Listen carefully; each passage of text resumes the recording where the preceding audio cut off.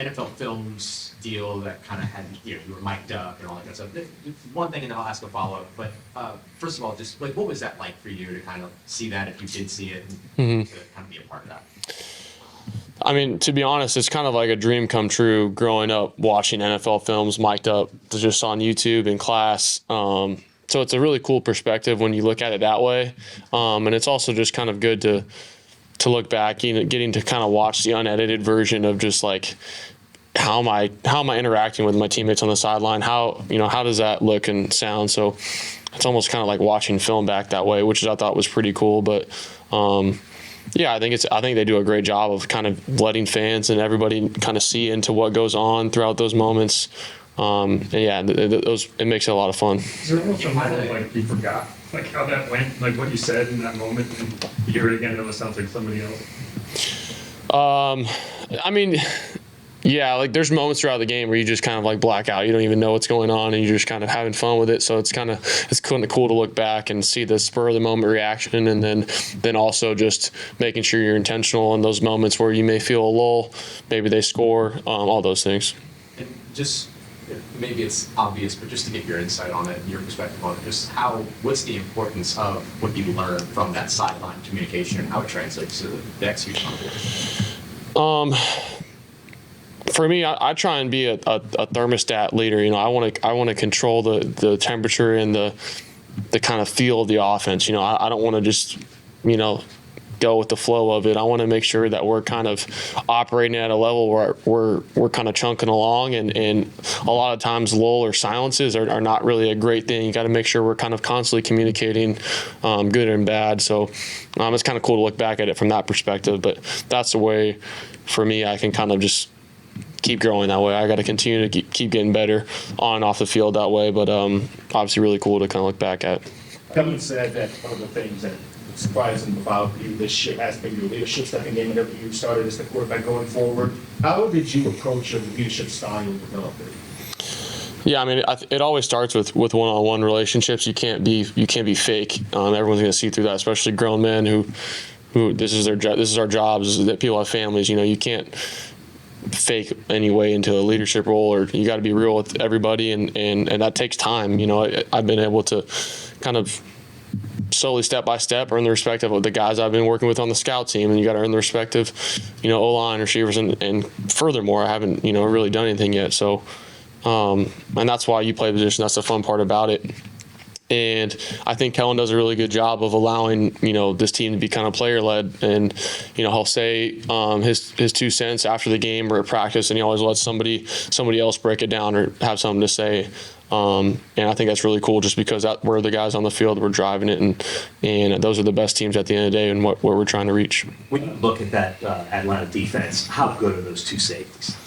To me, they're some of the best in the league, and they're the best that's playing right now for sure. At least the production, the turnovers, they're flying around the field. They do a really good job. So we got to have a plan for those guys. I got to be great, just knowing where they are at all times. So I think that the biggest thing for them, they're all really healthy and they're playing well, and they're on a really good winning streak. So I think it'll be a great matchup for us to kind of finish off the year strong. There might be no way to actually answer this.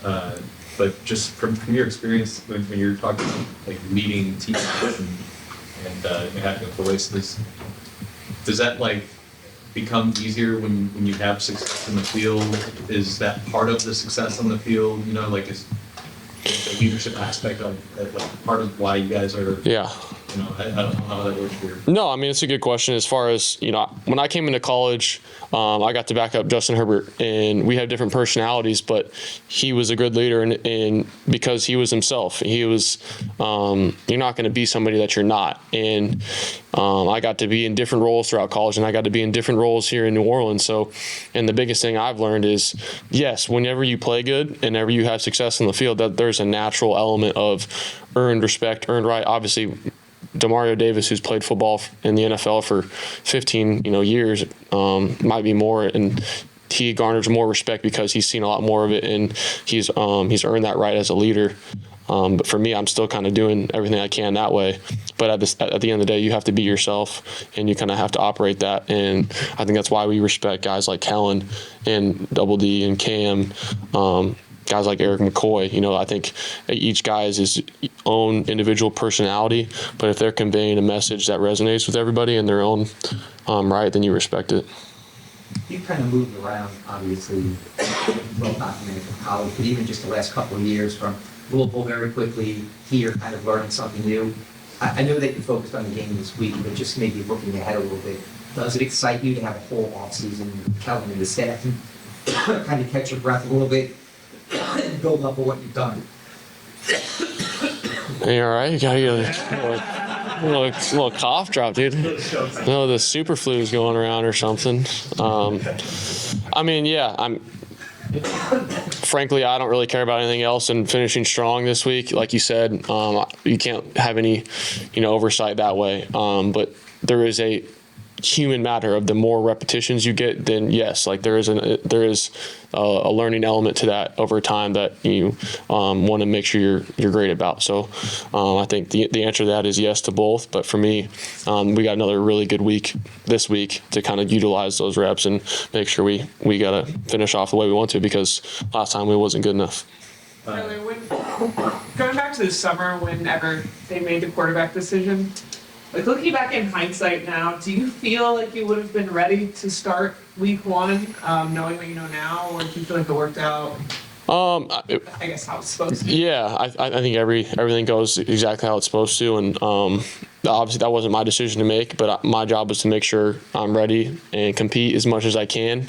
So there's no way of knowing really, but I do know that I have learned a lot from that time not starting, just naturally, and having learned a lot from starting and kind of being able to play. I think ultimately you learn the most when you're kind of playing and you get to receive those slide balls, and how does this safety respond whenever I'm doing this, or how can I manipulate the pocket or say the play call better in the huddle, and all those things. There's that element for sure, but you don't, who knows, but for me, I'm just thankful for the opportunity and know that I have to kind of continue to do what I can to ensure that. When you look back at it, was Kellen's plan for you and how it played out, did it work out about perfectly for you to obviously be in the position you are right now? I don't know. I can't really comment on the timing or perfection of anything. I think it's just how the season was going, and I knew I was going to get an opportunity at some point. I just had to be ready. But I think their history as coaches and just understanding, and usually throughout the history of the league, whenever you can kind of be able to learn a little bit over time, I think there's a correlation there than maybe coming in and having to play right away. And I think there's a lot of situations where it does benefit, but who knows?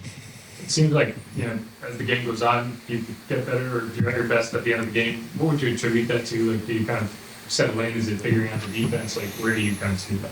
A little bit of both. Yeah, I mean, there's a natural element of you kind of, certain teams maybe have sometimes game plan flavors, and you're going to have your first kind of 10 to 15 plays that you're going to start off with the game, and they're going to have certain things that may be mixed up, and you got to be dialed there. But part of it is, I've said it before, is just, I feel prepared in those moments. So it's just operating another rep. So it doesn't really matter what time of the game it is for me, to be honest. It's just going throughout there. And then there is a natural element at the end of the game where you kind of, you feel maybe the pocket a certain way, or you maybe have gotten a rep at this play or seen this look before. So it's a little bit of both, but I think preparation kind of helps lead to that. Where's the almost from that last meeting with Madison thing? His growth offensively from the first game to now. Yeah. I think we've been able to kind of do different things from a schematic standpoint, but at the same time, it's kind of looked different each week, to be honest. We've had new faces come and go, so it's not like, we've had the same guys that we've been able to kind of work on things, but that's also the fun part, it's but I feel like we've just kind of played with more chemistry. I feel like the more reps we had, the more I understand their body language, the more chemistry we have, the more fun you have. So each game plan is maybe going to look different, but whenever you're having fun together, you're playing complementary, I think that's where you can kind of see improvement that way. You have this rivalry, like, have you got really it made some people get the one. For sure. I mean, I said it after the game. It stings, just because you know how much it means, and I think it's going to mean even more because it's the last game of the season, and both teams have been playing really well together. They've been playing really hot, and we got to do our job to be able to get it done, just because it means so much. Obviously, we're not in the playoffs right now. Man, what a great opportunity to go to their place and get a win. Kind of building up that first Atlanta game, it was maybe the last time this year where y'all really struggled in the red zone. And it seems like lately it's been much better here. What do you think's been part of the turnaround in that area specifically? Yeah, I think I'm looking back and watching that game last time. There was just those goal line stands where you're 1 or 2 yards away, where we got to find a way to just put it in, and it's a different story. And but I think, like I said before, it's just better chemistry, better feel of each other, and then just operating the plan. I think it just comes down to execution that way, and we've been able to do that, and we're gonna have to do that again because they're really good in the red zone. They're a really good defense. So, and we got to be dialed. And then for you, just being part of this rookie class, I mean, so many guys from this class have contributed. I think every single member of this class has at least played in a game this year. What's that been like, just being with all these guys, you're all coming in together and all kind of being part of it? Mm-hmm. I mean, it's awesome. I think whenever you're going through those rookie orientation meetings, you're kind of just hoping we all get an opportunity, and we all are super close. I mean, during Christmas, I had some of the rookies over to my house for some food, and that was just organically. It was like because we're all best friends. You're not just doing it for no reason. Just over with family, and we're all hanging out outside of the facility together, trying to kind of just, like I said before, build that chemistry, build that bond, and then whenever you're playing on the field together, it's even more fun. So I think it's just a credit to Mickey and the whole staff of kind of seeing the vision that way, as far as we want good players on the field and off the field, and how can we kind of continue to get better and go forward from there. And that's why I love all those guys in this class. How good has Kelvin Banks been? Yeah, I mean, he's elite. He's elite, especially for how young he is, kind of being thrust into it right away. And I mean, it's some of the stuff he does is unbelievable from a physical perspective, and then he's also just like cool, calm, and collected. He's like our best communicator on the O-line at left tackle, as far as just helping guys out, helping receivers out. So he's been an unbelievable player for us this year. I think he stepped up big time, and it's hard whenever you're a first-round draft pick living up to some of those, Twitter trolls of whatever, and it's like, man, he's done his job, and he's obviously going to be here for a while, and he's going to continue to do great things. The explosive in the first half to Kevin, was that something else on film, the hard pump to Olave, and they were going to jump like that? But how did you get to that point? It was just a great play call by Kellen, just understanding in their quarters that it's going to work out that way with the corners latching on, and if we can get somebody with bad eyes in the backfield, then you got Chris motion over the top, who's gotten heavy targets for us, and it's just a great play call, and if not, you can read through it. So Kevin showed up big time throughout the whole day. Does that help? Because I know you came back to that play and threw the screen, or whatever you want to call it. Like, does that help, just having that on tape where they have to be accountable for that play as well? Mm-hmm. Yeah, you want to run both. I mean, there's multiple ways we can get it done. I think that's the biggest thing is attacking leverage and grass, whether that's a run game, pass game. How can we attack those spots? Maybe it's behind the line of scrimmage, and so yeah, I think that's some of Chris's game as well. He's explosive in that way. So I think we got to be able to continue to do that. I talked a little bit about the importance of you and Chris and understanding body language in particular on the field. How do you go about developing that with the receiver in such a short amount of time? Trust. There's not really a for sure answer as far as that. Like you can't create years of understanding his body language and experience, but I think just the extra reps and trust of my own footwork and timing, and then putting it in that spot and trusting him to go get it.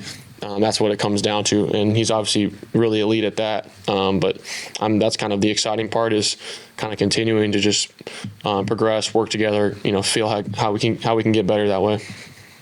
I know, I'll try to get it out now. I know that you weren't here last year, but there was kind of a narrative of, for the young players, injuries were a huge factor, and wait till we have veterans and a healthy team and everything in order. It seems like you don't have any of that right now, but you are elevating people to a different level. Do you look at it as an opportunity to say, it doesn't matter who's out there, I will help them elevate to their best? For sure. I mean, it's the NFL. Everybody's here for a reason, and everybody's capable and willing, and that's my mindset. I don't care who's out there. The guys who are in, we should go out there and play it, because this is a great opportunity, you know. And I'm like, you know, I understand that, you know, there's certain players that are hard to replace, and that we are missing a lot of those guys, and you can't replace them. But the guys that have put in the work and stepped up have done a really good job, and that's the fun part. You're kind of going out there and operating, and that's why you do it. So for me, it doesn't change anything for me mentally. If not, it kind of enhances, like, all right, let's just go get it done. And what a great feeling after in the locker room it'll be if we can. A lot of those injuries have come on the offensive line, but Kellen still raises your pocket presence. Was it about, you know, your operation in there, knowing when to step up to scramble, or to face on the pass rush? Yeah, I think it goes back to just playing each play for its own life, and not letting the previous one dictate the next one, whether it was a good one or a bad one. If somebody got beat or if somebody was shoring up, because then it's ultimately on me. And then just repetitions through scouting, through game reps, through different kind of styles of rushers, different rush lanes, different coordinators, and how we're trying to be attacked and how we can attack them. So, you know, I think it's an ongoing process, and I got to continue to be great with that, and my ball security, and moving up and finding our guys. Something doesn't really matter, but Kellen kind of joked the other day about catching some flack about how many game balls he throws out. How do you guys do that in the locker room? Is hand out 6-7 game balls every game? Are you for that, or is it? I mean, yeah, it's because it's organic. You know, it's not like, I think each team has its own way of praising certain performances throughout the week, and like, what a great opportunity! Like, there's no better way than getting a game ball for guys that have showed up. You know, guys like Kevin, and I think Double D kind of finally got one. It's like, was like craziest because he does it every single week, but just like guys that maybe never gotten a game ball in their life, and they show up big time for us. And I think it's just a way of recognizing all those things, and there's no shortage of balls to go around. So why not, you know, kind of let the whole team understand, you know, the contribution, because, you know, there's something as an offense, you don't know what somebody maybe did on the defense or special teams. That, I mean, those are huge plays that, you know, as a team sport. So I think that's the best thing about what he does, and I don't think he should be catching flack for that. I think it's awesome. Maybe somewhat of an obvious answer, but the Twitter world recently, with the Rookie of the Year conversation starting, has been very much like a put one guy down is where he's one up. You talked about your relationship with Cam last week. Just curious about the respect that, you know, all the rookie quarterbacks have, and the relationships you have with those guys. Yeah, I think that's the best part about this position, is that QB brotherhood, and it's a tough position to be in, and it's obviously heavily scrutinized and talked about, but you just have that mutual respect for all the guys, and each situation, each circumstance, each coaching staff is different. So I think the best thing that, you know, all of us can do, myself, is just when you have those opportunities, how did you take advantage of them? And I think that's what matters the most. And I'm obviously super happy for all the guys and the whole rookie class and their success. But, you know, for me, I'm just focused on this week and finishing strong, because knowing that, you know, how our team performs and our team success will determine, you know, my own success that way.